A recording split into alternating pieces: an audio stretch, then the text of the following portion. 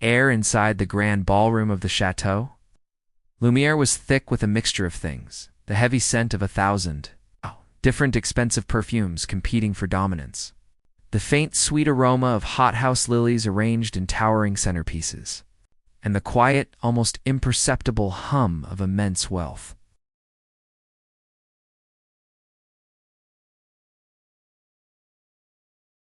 It was the sound of confidence, of privilege, of people who had never once had to wonder if they could afford something. It vibrated in the clinking of champagne flutes and the rustle of silk gowns that cost more than a modest car. From the highly polished marble floor that reflected the crystal chandeliers like a still, dark lake, to the perfectly gilded frames of the portraits sternly watching over the room. From high on the walls, in the very heart of this glittering world, holding court like a queen in her courtly domain, was Isabella. At 24, she had already mastered the art of being the center of attention without seeming to try, though the effort was immense.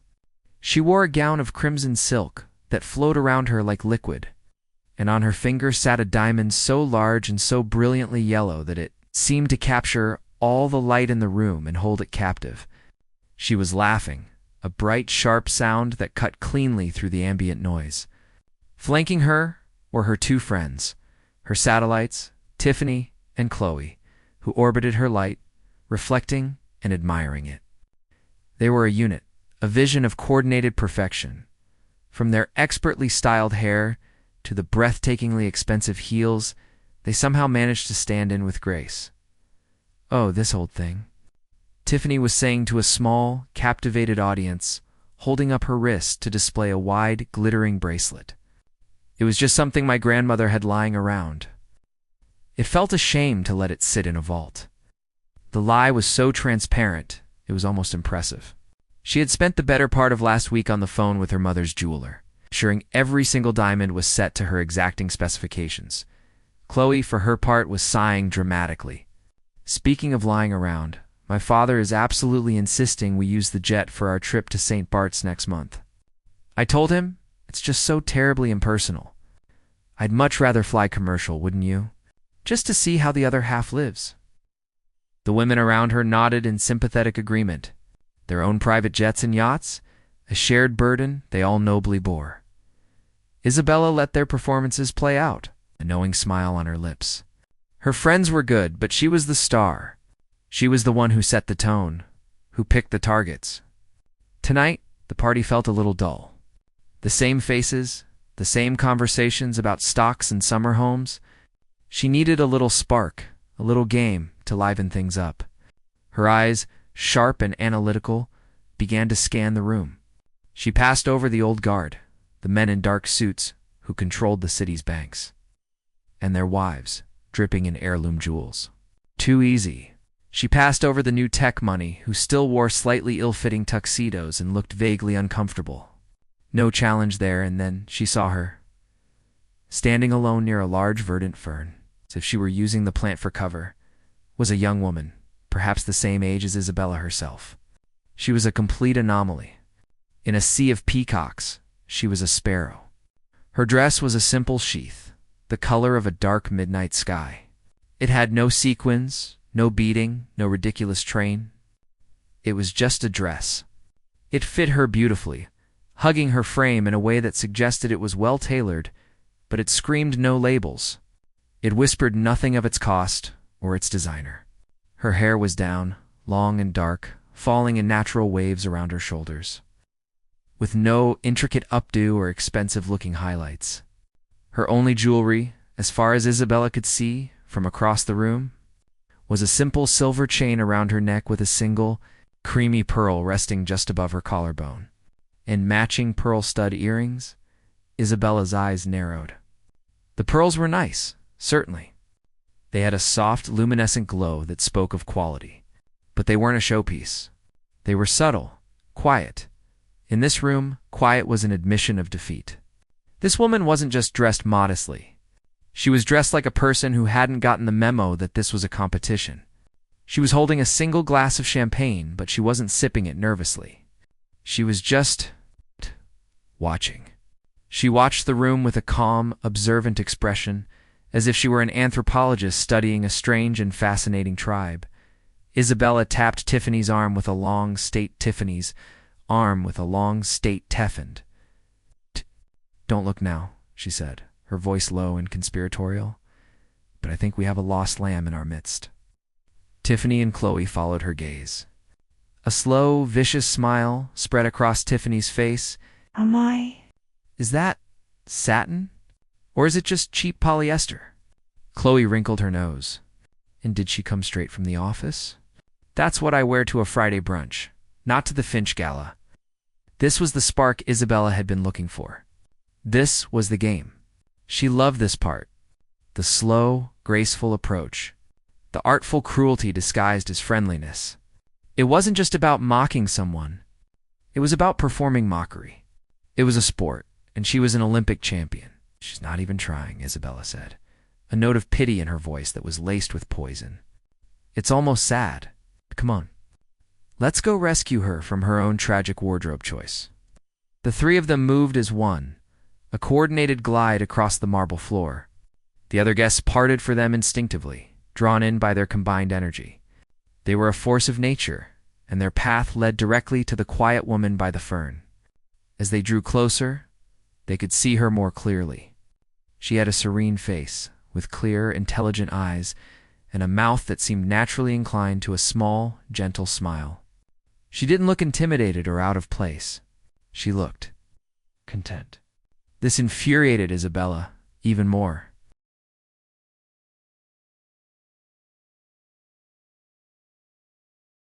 Forming a loose semicircle that was clearly designed to intimidate, Isabella took the lead, plastering her most dazzling, disarming smile on her face.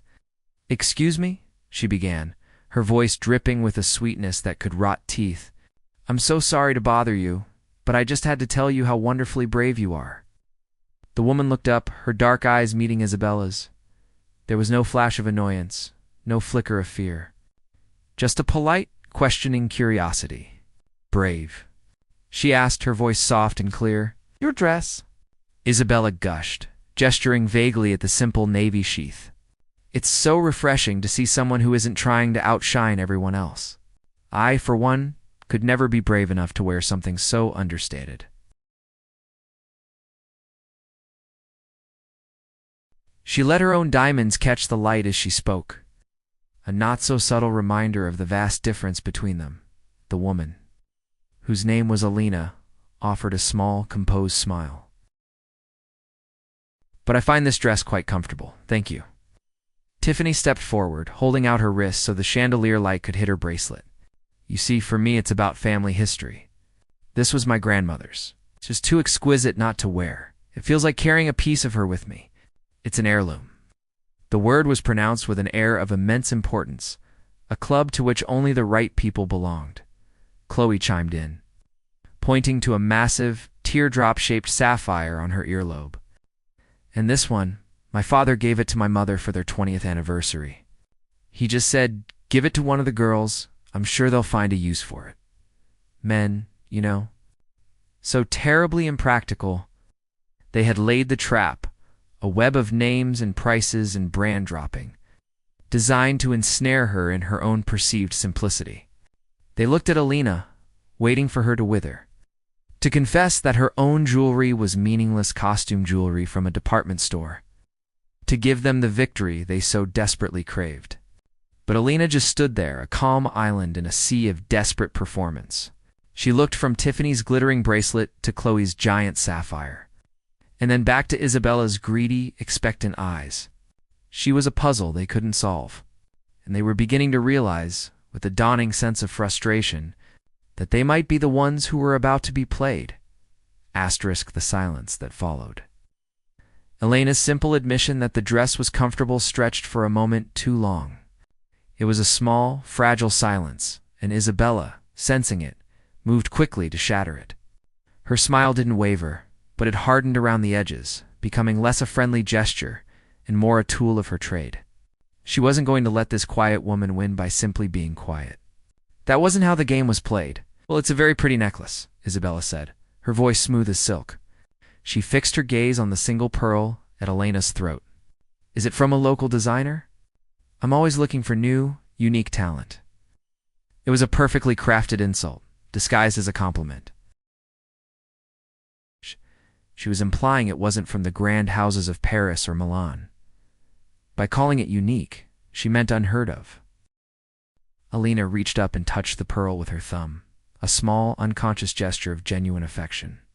The gesture was so natural, so devoid of pretense, that it seemed out of place in this room of practiced poses. My mother gave it to me, she said simply. It was a gift for my graduation. This was the opening Tiffany had been waiting for.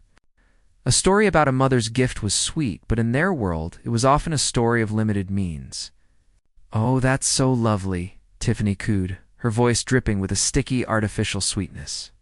"Moms are the best, aren't they? They mean so well." My mother tried to give me a locket she'd had for years. It was so sweet, but the chain was just terribly thin. I was so worried it would break. We had it replaced, of course, upgraded. Now, it's much more secure. She patted her own diamond-crested pendant with a sigh of relief, as if she had just narrowly escaped a great tragedy. The message was clear. Sweet sentiment was for people who couldn't afford real security. Chloe leaned in, lowering her voice to a conspiratorial whisper that somehow managed to be louder than normal conversation. The worst is when they don't understand fashion at all. My father once offered to buy me a very nice watch from one of those mall kiosks. Can you imagine? I had to sit him down and show him a picture of a Patek Philippe online. I said, "Dad, this is a watch." Poor man. He just doesn't get it. She rolled her eyes theatrically for the benefit of the group, inviting them to share in the terrible burden of having a parent so tragically out of touch. They were building a fortress around themselves, brick by condescending brick. With stories of grand parental generosity and their own heroic efforts to educate their families about true taste, it was a coordinated assault designed to make Elena's simple story of a graduation gift seem quaint, small, and terribly, terribly poor. They painted a world where jewels were not just beautiful things, but benchmarks of a family's status, and a child's sophisticated understanding of that. Status was everything. Alina listened to them all without a change in her expression. Her gaze was calm, almost unnervingly so. It was the look of a person watching a play, and not a very good one. She didn't seem to feel the sting of their remarks. She didn't offer more information to try and prove her worth, nor did she shrink away in shame.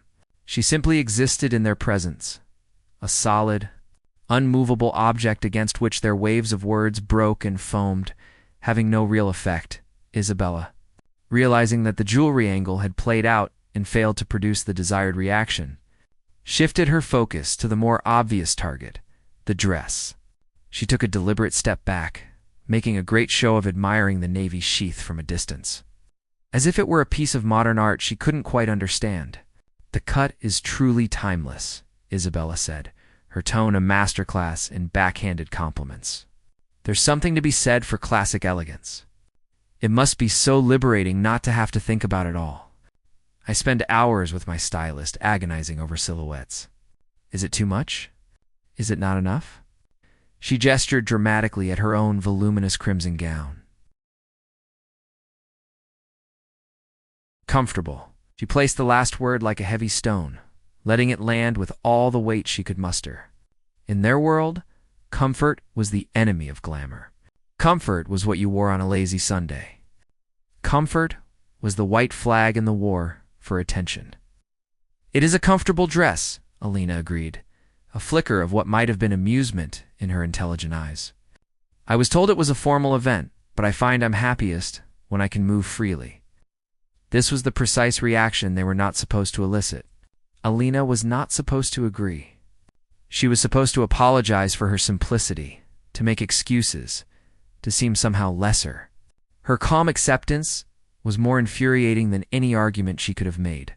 It was like telling a boxer his punches didn't hurt, and he was left swinging at nothing but air.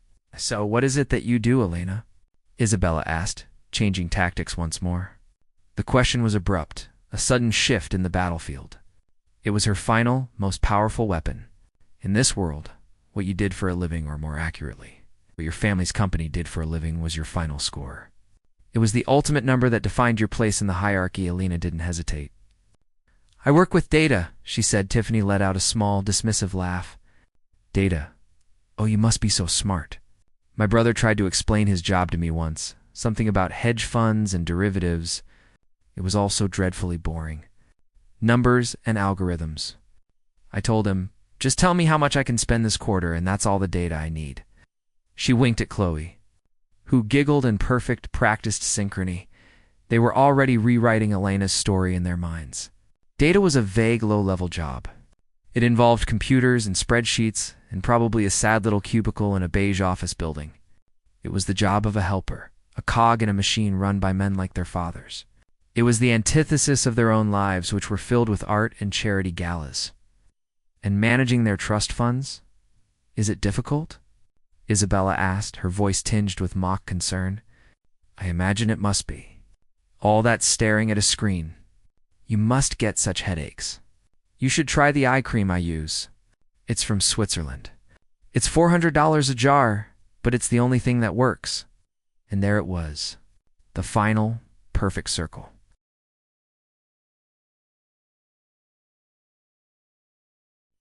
And now they were mocking her job, all while offering solutions based entirely on their own brand of disposable wealth. They were selling her a life she didn't seem to want, assuming she must want it desperately. The three of them stood there, a triumphant triad, waiting for the final nail in the coffin. They expected Alina to look defeated, to perhaps mumble something about how hard she worked and how she wished she could afford such things. They wanted to see the crack appear in her calm demeanor.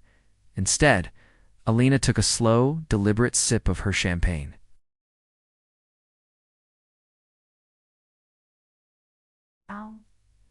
She wasn't angry. She wasn't hurt. She looked. It was as if she were a scientist observing a particularly fascinating and predictable species of insect. Her gaze held a glimmer of something that wasn't quite pity, but was close. It was the look of someone who sees the whole board when everyone else is just looking at their own piece. Just then, a waiter carrying a tray of empty glasses passed by their group.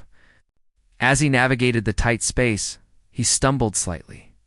A single empty champagne flute slipped from his grasp. Before anyone else could even register what was happening, Alina moved.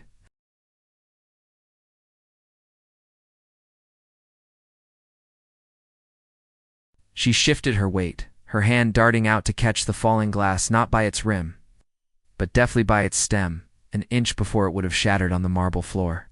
She set it down silently on a passing tray without a word. The waiter, a young man who looked terrified for his job, stared at her, his eyes wide with gratitude. Thank you, miss, he whispered, his voice trembling. He gave her a small, respectful nod that felt more genuine than any of the empty pleasantries being exchanged in the room. Isabella. Tiffany and Chloe stood frozen, their own expressions a mixture of shock and annoyance.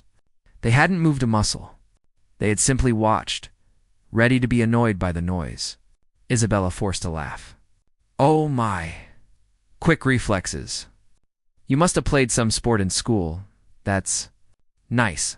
Alina didn't respond to her. She just gave the waiter another small, reassuring smile before turning her attention back to the socialites. The tiny interruption had shifted the energy between them. Their performance had been broken, and it took them a moment to find their footing again.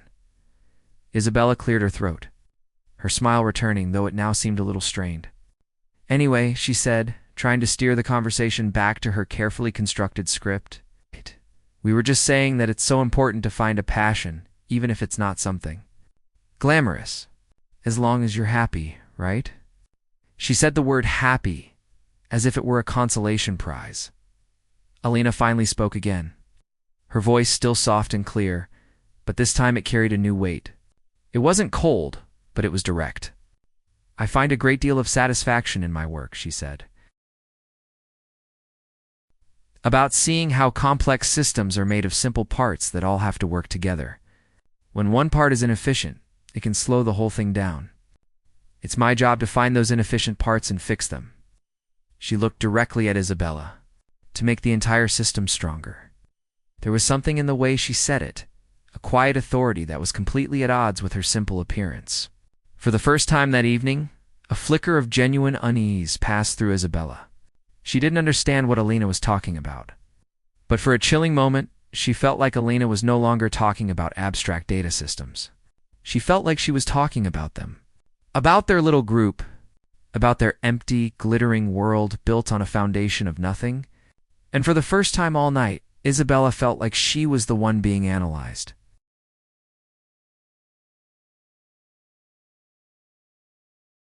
The air between the four women had shifted.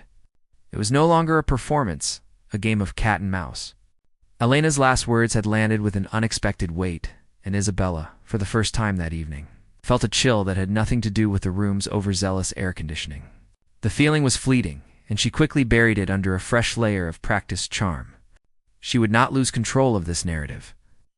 "How fascinating," Isabella said, her voice a little too bright. "Systems, parts, fixing things. Logical. So very neat and tidy. I'm afraid my brain doesn't work that way. I'm more of a right-brained person. All feeling and instinct," she laughed, a sound that was meant to be self-deprecating, but came across as arrogant. "I leave all the boring number crunching to the people my father hires." She gave Tiffany and Chloe a conspiratorial look, and they chimed in with matching titters, their relief palpable. The conversation was back on safe, familiar ground. Just then, a new presence entered their small circle. It wasn't a waiter or another socialite, but the host of the evening himself. Mr. Alistair Finch was a man in his late 70s, with a face that was a roadmap of a long and interesting life. His hair was white, his eyes were a sharp, clear blue, and he moved with a slow, deliberate grace that commanded respect without demanding it.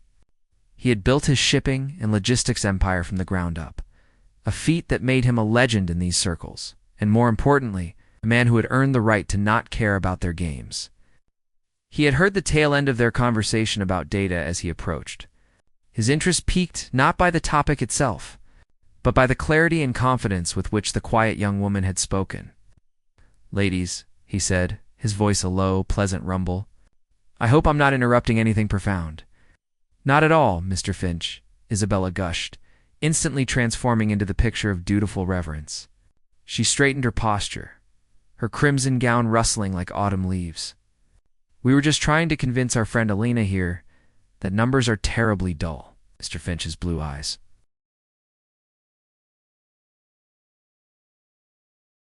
came to rest on Alina. There was a flicker of something there, a spark of curiosity. "Is that so?" he said. He didn't look at Isabella again. His gaze was fixed on Alina. "I, for one, have found that numbers are the most honest language in the world. They don't lie." It was a subtle reprimand, and Isabella flushed, but she pressed on, desperate to steer the conversation. "Oh, I'm sure they're very useful for some people. It's just that my father is always complaining about the headache of it all.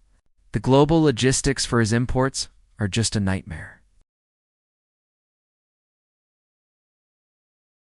He says it's the one part of the business he can't stand." She said it as if she were sharing a great family burden.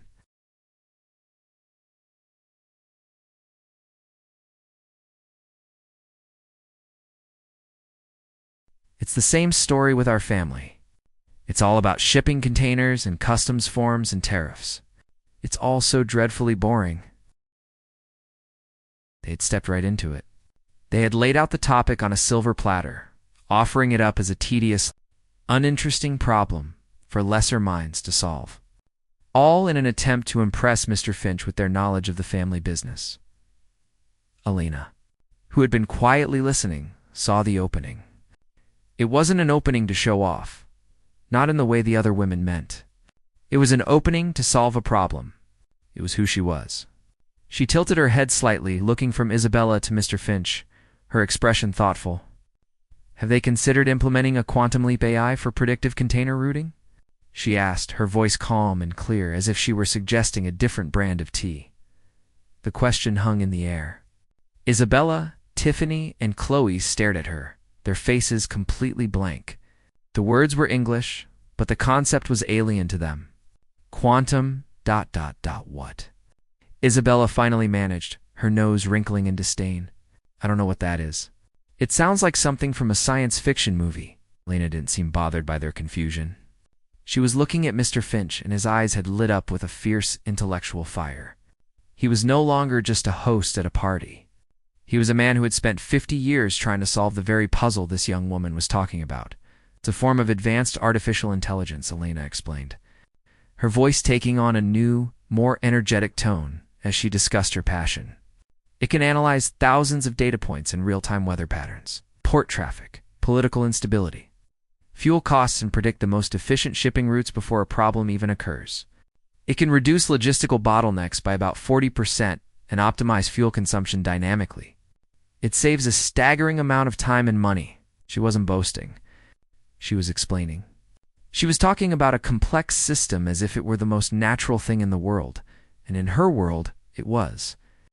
Isabella, Tiffany, and Chloe stood by, feeling more and more like children who had accidentally wandered into a university lecture. They had nothing to add. They had no idea what she was talking about, and for the first time they felt intellectually small. Their jewels and dresses suddenly felt like the hollow things they were. A costume they wore to hide the fact that they had nothing of substance to offer. Mr. Finch was utterly captivated. He had heard whispers of such technology, theoretical papers written by people he could never quite track down. But here was a young woman, standing in a simple navy dress, explaining it to him as if it were already a reality. He took a step closer, his voice dropping to a conspiratorial hush. That's a truly remarkable suggestion, Ms. Elena offered a small, polite smile. Vance, she replied. Elena Vance. The name meant nothing to the Socialites, but to Mr. Finch. It was like finding the missing piece of a puzzle he didn't even know he was trying to solve. He had heard of a brilliant, reclusive programmer named Vance who had been making waves in the tech world. A ghost who never gave interviews and never attended public events. He looked at her, really looked at her, and saw the sharp, intelligent mind behind the calm exterior. He saw a revolutionary. Elena Vance, he repeated softly, the name a revelation on his lips. I believe I owe you a debt of gratitude. The concept you just described? It's something I've been trying to bring into my own company for years. The people I've spoken to make it sound impossible. It's not impossible, Elena said with a quiet confidence. It's just a matter of understanding the system. Isabella watched the exchange with a growing sense of dread. She was losing control of the room. She was losing the attention of the most important man in the room.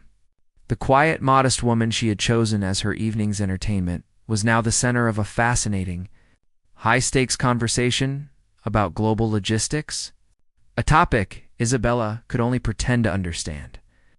She tried to interject, to pull the conversation back to the safe shallows where she was the queen. Well, that's all very interesting, I'm sure. But all this talk of work is so exhausting. Mr. Finch, have you seen the new sculptures in the gallery? They are simply divine. Mr. Finch barely acknowledged her. His eyes were still locked on Elena.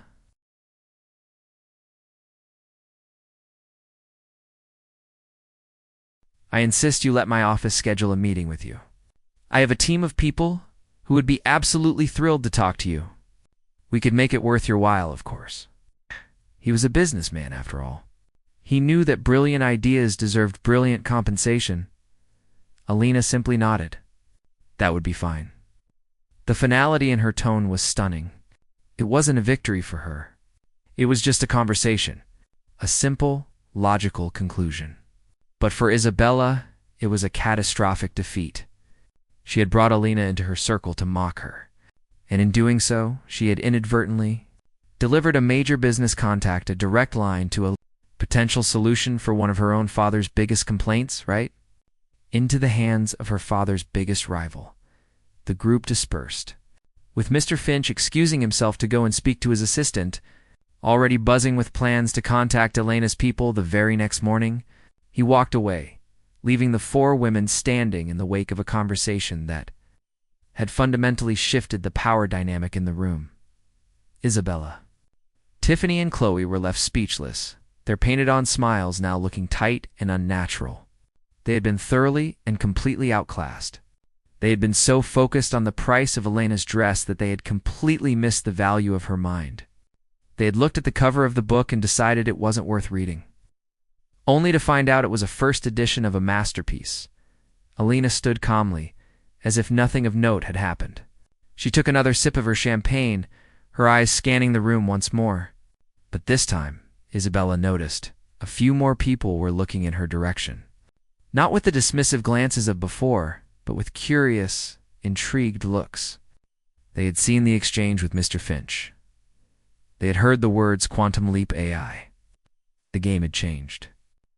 The modest woman by the fern was no longer an unknown quantity. She was a mystery, and in a room full of transparent people, a mystery was the most interesting thing of all. The buzz in the ballroom had changed. The moment Mr. Finch walked away from Elena, a ripple of whispers followed him. Trailing back to the small group by the fern-like smoke, Isabella felt it in the air, saw it in the furtive, curious glances now aimed in their direction. The spotlight had shifted. It was no longer on her crimson gown or her canary diamond. It was on the quiet woman in the navy dress. The feeling was infuriating, and a cold knot of panic began to tighten in Isabella's stomach. She had lost control of the room, and she had no idea how to get it back. She tried to catch Tiffany's eye for a moment of shared solidarity.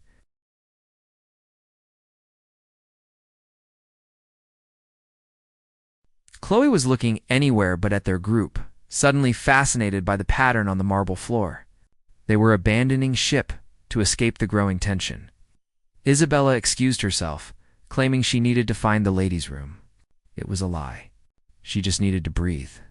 She walked with a forced elegance across the ballroom, her smile plastered on. Nodding at acquaintances, she passed, but her mind was racing. The entire night had gone horribly wrong. The simple amusement she had planned had backfired in the most spectacular way possible. Her reflection in a floor-to-ceiling window as she passed showed a woman who looked brittle. Her smile a mask over a deep unease. She saw the faces in the crowd, and they all seemed to be whispering about the quiet woman with the brilliant mind. She felt her own status, her very identity as the queen of this scene, starting to crumble. When she returned a few minutes later, her composure carefully reconstructed, the situation had somehow managed to get even worse. Tiffany and Chloe were standing a few feet away from Elena, looking like two scolded children. And with them was a man Isabella knew all too well.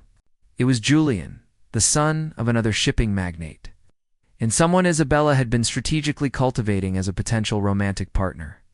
Julian was handsome, charismatic, and, most importantly, the heir to a fortune that rivaled her own family's. He was a prize. And right now, he was looking at Elena with an expression of rapt admiration. ... And so the AI doesn't just predict the route, Elena was saying. Her voice calm and measured, it creates a self-correcting feedback loop. It learns from its own mistakes in real time. It's not just about avoiding a storm. It's about learning why it predicted the storm's path incorrectly and adjusting its entire model for every subsequent calculation. Fascinating, Julian breathed, his eyes wide. That's next level. So you're telling me the system itself gets smarter? That's the core concept, Elena replied. Isabella stepped up to the group, forcing a bright smile onto her face. Julian, I didn't expect to see you here tonight. She slipped her arm through his, a gesture of casual intimacy that was completely unsubtle. Julian, startled, turned to her. Isabella. Hi. Yeah, just catching up with. Your friend? He gestured vaguely toward Elena.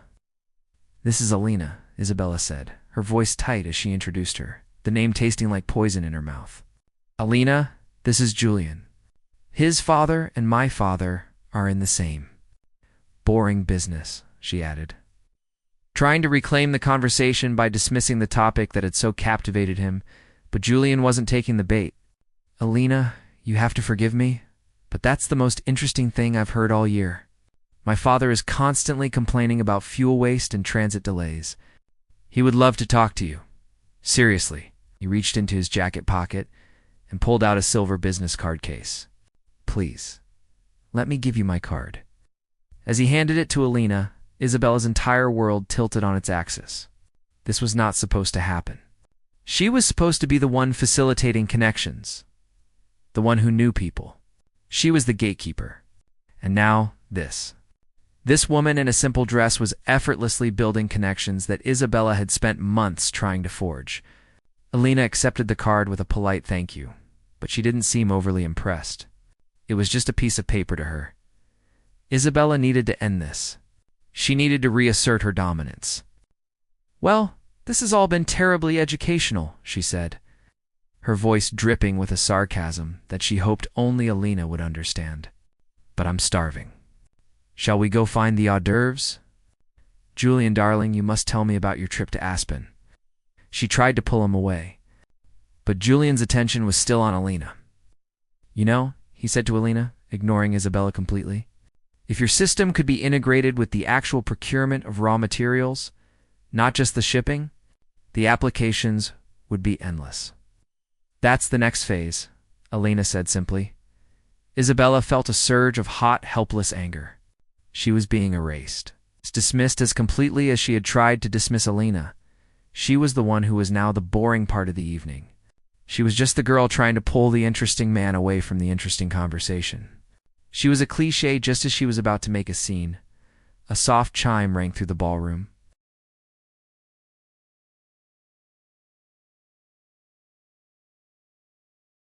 A microphone in his hand. A hush fell over the crowd and people began to find their seats or move closer to the front. Isabella, Julian, and Alina were swept along with the tide. Ending up standing near the back of the gathered crowd, Mr. Finch's voice, warm and steady, filled the room. "Thank you all for being here tonight. It is wonderful to see so many familiar faces and to welcome a few new ones." He spoke of the legacy of his company, of the importance of innovation and tradition. It was the kind of speech they all heard 100 times a year. Isabella barely listened, her mind still reeling from her disastrous encounter with Julian. "And as we look to the future," Mr. Finch continued, his voice gaining a new energy, "we are reminded that true leadership often comes from the most unexpected places. That innovation is not always the loudest voice in the room, but sometimes the quiet, focused mind working diligently in the background." He paused, his sharp blue eyes scanning the crowd until they found exactly what they were looking for. They found Alina. "Tonight," he said, his voice resonating with an authority that commanded everyone's full attention, "we are honored to have a guest who embodies all of these things. A person who, at just 24 years old, has quietly built an empire from the ground up. An empire so fundamental, so powerful, that nearly every luxury brand represented in this room relies on it to function." A confused murmur went through the crowd. Isabella's heart began to pound in her chest. She had a terrible, sinking feeling she knew exactly where this was going. Mr. Finch's voice grew stronger, cutting through the whispers. "Please, join me in raising a glass to the architect of Ethelred, the revolutionary logistics network that underpins 60% of global luxury e-commerce and the youngest self-made billionaire in history, Ms. Alina Vance." And the name hung in the air for a second, and then the ballroom exploded. A collective gasp rippled through the crowd, followed by a wave of shocked whispers that grew into a roar. Everyone turned, their eyes wide, searching the room. They found her standing calmly near the back, the woman in the simple navy dress and the single pearl. The woman who had been the object of Isabella's pity, the target of her mockery, the evening's entertainment. Isabella felt the blood drain from her face. The world tilted violently. Ethelred AI. She knew the name. Everyone in her father's company knew the name. It was the Shadow Company, the Ghost Network, that was quietly taking over the entire industry. Her father held meetings about Ethelred AI. He sent out frantic memos about Ethelred AI. He cursed the name of its founder, a reclusive genius who nobody could ever get a meeting with. The founder was Alina, the quiet woman, the one with the boring job and the nice but simple dress that the glass of champagne slipped from Isabella's numb fingers. It seemed to fall in slow motion, tumbling end over end before shattering on the marble floor with a deafening crash that cut through the noise of the room. Every head turned to look at her, at the source of the disruption, but she didn't notice. Her eyes were locked on Alina, The simple dress suddenly looked like a deliberate, brilliant choice. The uniform of a person who didn't need to prove anything to anyone. The nice little jewelry was revealed to be understated elegance beyond measure. A quiet statement of a self-worth so immense it didn't need to shout. Tiffany and Chloe stood frozen beside her, their faces pale with shock and humiliation. Their grandmother's diamonds looked gaudy and desperate. Their designer dresses looked like a costume party. The entire foundation of their world, built on the superficial value of things, had just been demolished. And the architect of the new world was the woman they had spent the last hour mocking.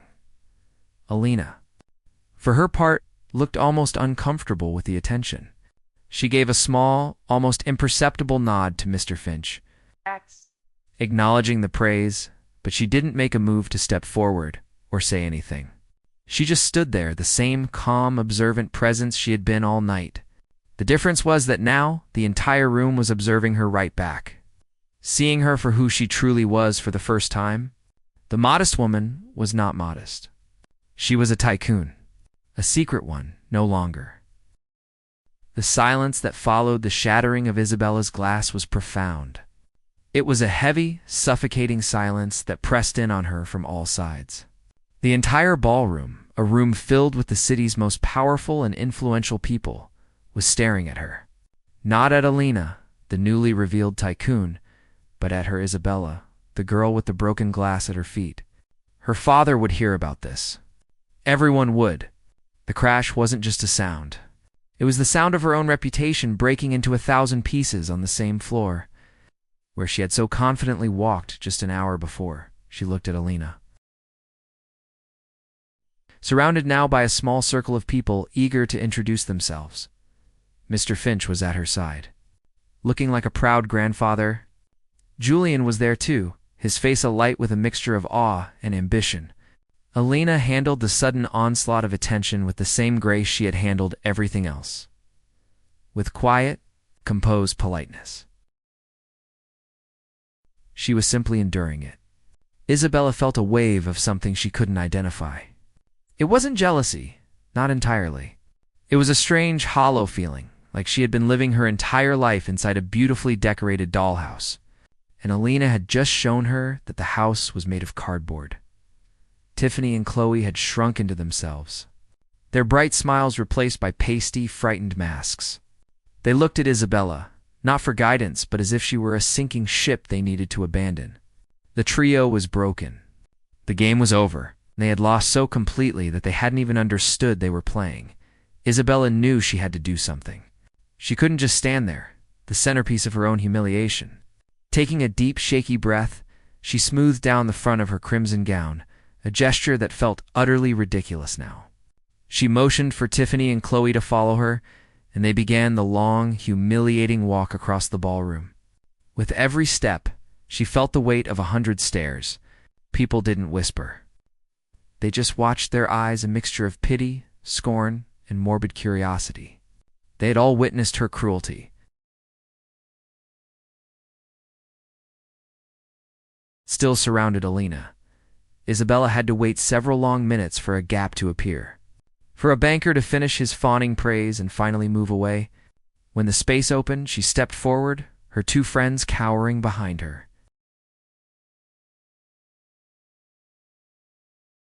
She would be charming. She would be self-deprecating. She would frame their entire interaction as a hilarious misunderstanding. She would laugh, and Alina would laugh, and they would all laugh. And somehow, she would survive this. But when she stood in front of Alina, the words died in her throat. Up close, Alina wasn't intimidating. She wasn't triumphant. She just looked, tired of the whole thing. Her expression was one of quiet disappointment. The look a teacher might give a student who failed a test they were given all the answers to. That look was more devastating than any angry glare could have been.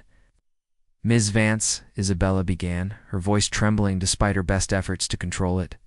The formal address felt clumsy and wrong.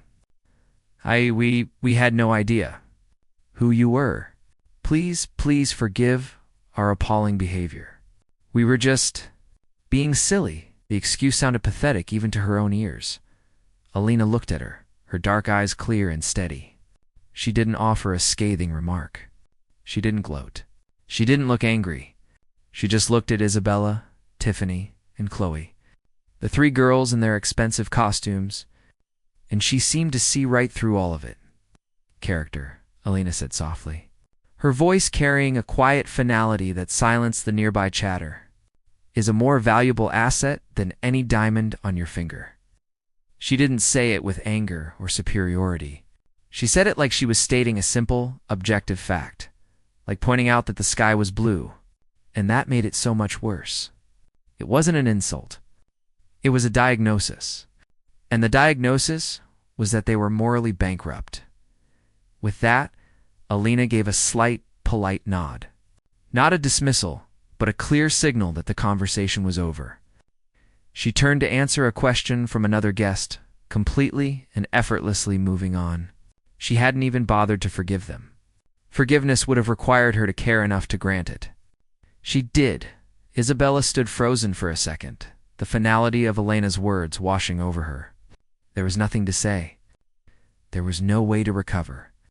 She felt a light touch on her arm and turned to see Tiffany, her eyes filled with tears. "I want to go home," Chloe whimpered behind her. They didn't say another word. The three of them turned as one and began the long walk to the exit. This time, the stares were different. The pity was gone, replaced by a quiet, undisguised contempt. They were no longer queens of the scene. They were a cautionary tale, a story people would tell for years to come about the dangers of judging a book by its cover. They walked out of the grand ballroom, not with the confident stride they had entered with, but with the shuffling steps of people who had just been publicly exposed as frauds as they stepped out into the cool night air. Isabella looked down at the canary diamond on her finger. Now, it just looked like a heavy, useless rock. She thought about Elena's simple pearl necklace, a gift from her mother, a symbol of love and quiet confidence. Isabella couldn't remember the last time. Her own mother had given her something that wasn't tied to a price tag or a performance. She thought about her own life, a frantic, exhausting race to accumulate more, to be seen, to be admired. She thought of Elena, who seemed to have everything by not wanting any of it. And for the first time, Isabella wondered what, if anything, she truly had. Inside the ballroom, the party was slowly returning to its normal rhythm, but it was a different rhythm now. The center of gravity had shifted. Elena, after enduring another 10 minutes of attention, managed to politely extricate herself from the crowd. She didn't go back to the fern. Instead, she found a quiet hallway leading to the terrace. She stepped outside into the cool night air, the sounds of the party muffled behind the heavy glass doors. She looked out at the city lights twinkling in the distance. It was a beautiful view, one she rarely had time to appreciate. She wasn't angry. She wasn't vindicated. She was just a little sad.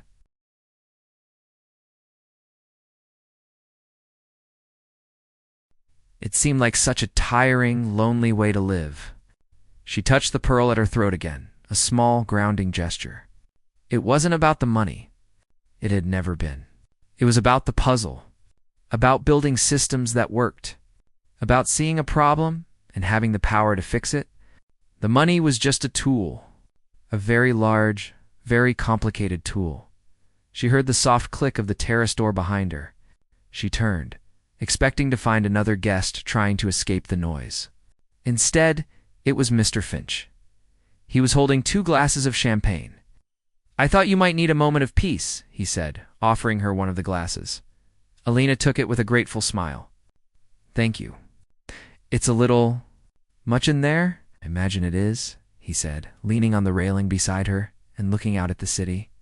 "They're a beautiful collection of peacocks, aren't they? All noise and feathers. But they don't fly very well." Paused. "You handled them with more grace than they deserved." "They're just people," Elena said softly.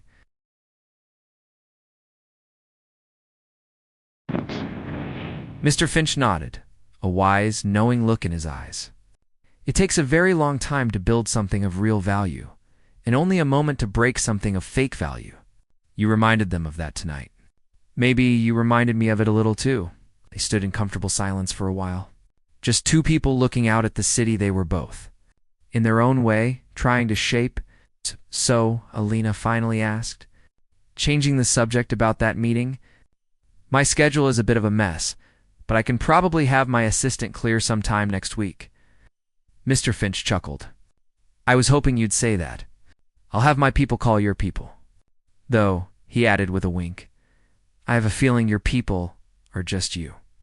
Alina smiled, a genuine, relaxed smile that no one in the ballroom had seen. Mostly yes. She finished her champagne and set the glass down. It was lovely to meet you, Mr. Finch, but I should be going. So soon?